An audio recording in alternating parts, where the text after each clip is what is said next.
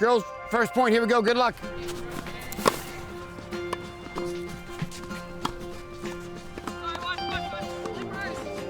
To call lobular cancer my new passion sounds really weird, but it's my new mission, and tennis is my passion. It's the tennis courts where I made most of my friends. The tennis courts is where I laugh and just have fun, and I can kind of let go of everything. So Lob the Ball is my attempt to combine two things in my life that are really important. I got a volley. I met Astrid about 15 years ago. I was giving her son Sam some lessons, and she would always sit on the sidelines, and one day I said, hey, why don't you come out and try? And she came out. It's been a home run ever since. I'm gonna go 2 to win. I think we've all met and known somebody that's had some sort of cancer in their life, and so if we can give back a little bit of our time to help raise some awareness, it's great. Nice.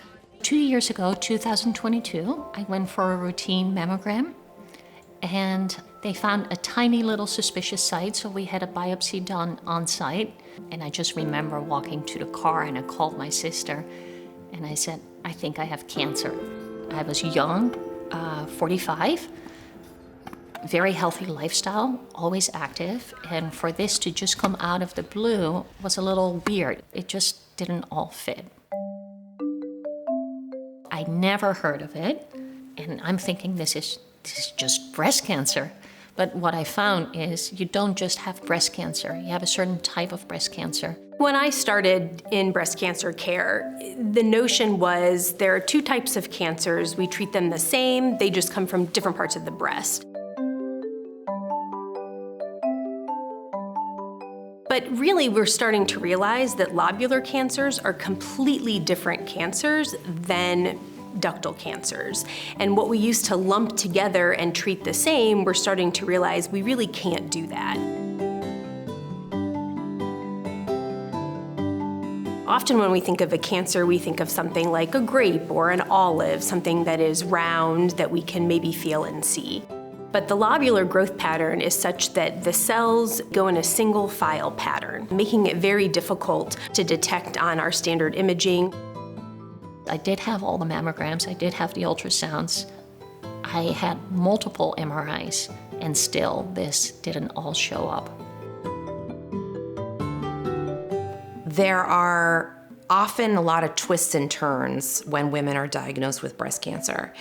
And there is the initial diagnosis, and then what often happens is there's just this like 1, 2, 3 punch.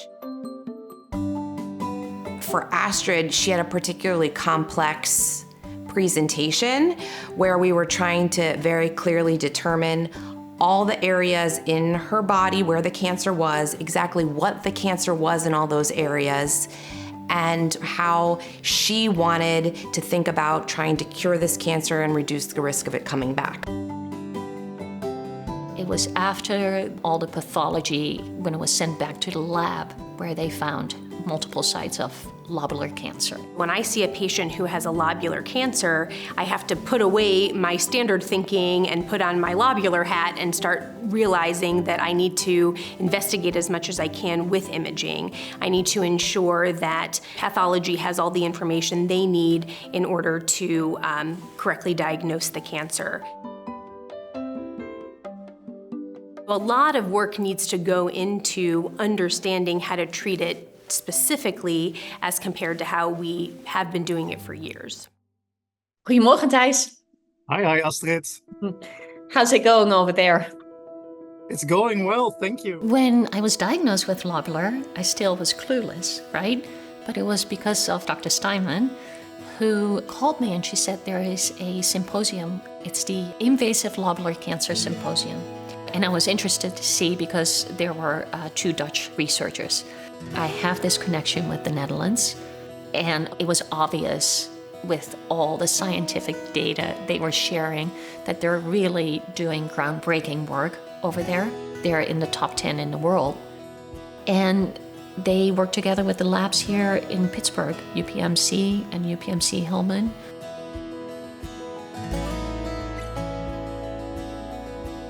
That's the first time I saw a lobular cell. And I remember thinking, how can this tiny, tiny little thing create so much havoc on a body?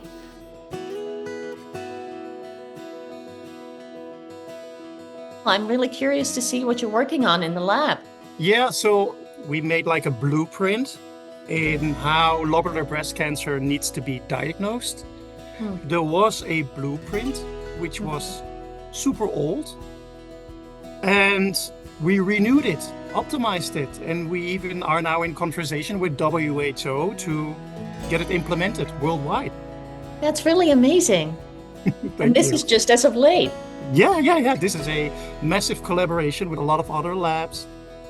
So in your career, you have some pieces of work which make you in particular proud, and this is definitely one of them. We made a difference. Yeah. Invasive lobular cancer is called the sneaky form of cancer because it can show up in a variety of different places, and there's not very standard patterns of how it spreads, and the places that it can go can be harder to detect. It is challenging to treat, but it makes it challenging to live with. I run our Wellness and Integrative Oncology program, which is a subspecialty way of looking at patients with cancer with a more holistic approach, maybe with less pharmaceuticals, more lifestyle-driven approaches like exercise, meditation, nutrition, and acupuncture. And that was the context in which I met Astrid. I have a favorite saying, motion is lotion. And I truly believe in that. You have to keep going and keep moving forward. Even before this cancer diagnosis, I was kind of trying to work on my mental health a little bit better. I have become more mindful, and I do that through meditation, qigong, and yoga. Because sure, there were days where I just wanted to put the covers over my head, but 5 minutes a day, that's all I give myself, and then we're just carrying on. For lobular breast cancer, you have the best short-term survival, right? Right. There is no issue at all for the first 5 years. There are treatments available. Let's say it's well manageable, very well manageable. But the scary part is when relapses occurred, usually standard treatment does not suffice anymore. Yeah. I have to say, that's my daily worry, every little ache and pain. Yeah. Chemotherapy is destroying rapidly growing cells with powerful drugs.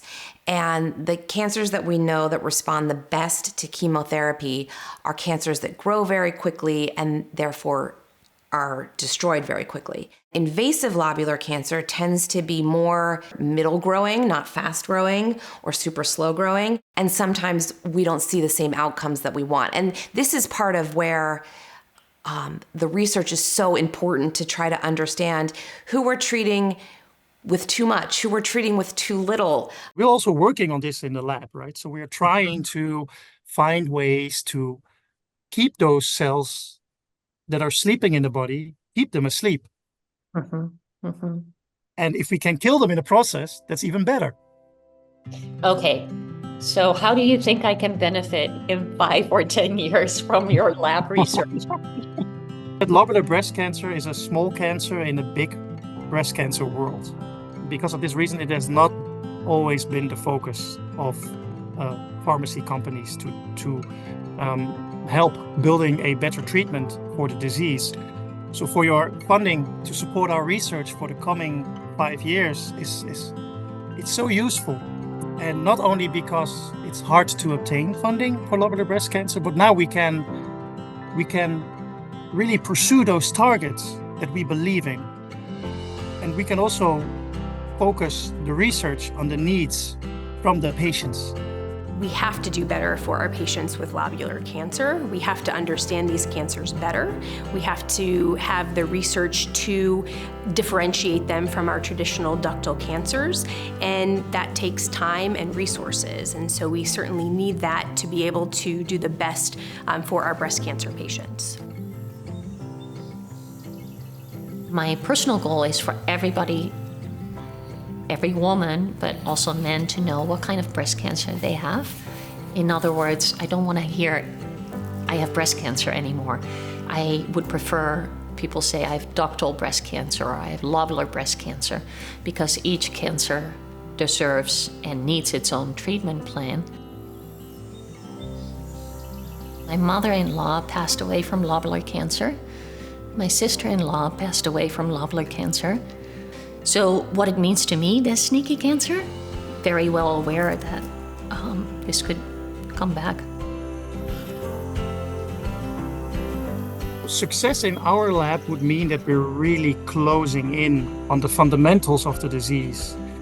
And day by day, we are understanding those better and better. And I really hope that we can find a cure. I'm fully committed to leaving this world a little bit better than I found it, and my way of doing that is to help with this lobular cancer.